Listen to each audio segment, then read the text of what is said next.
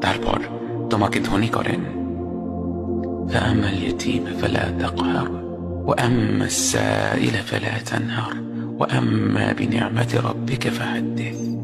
কাজেই এতিমের প্রতি কঠোর হয়ো না, সাহায্য প্রার্থনাকারীকে তিরস্কার করো না, আর নিজের রবের নিয়ামত প্রকাশ করো। وأما بنعمة ربك فحدث।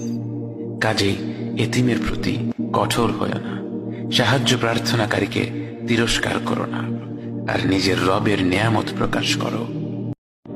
والضحى والليل إذا سجى।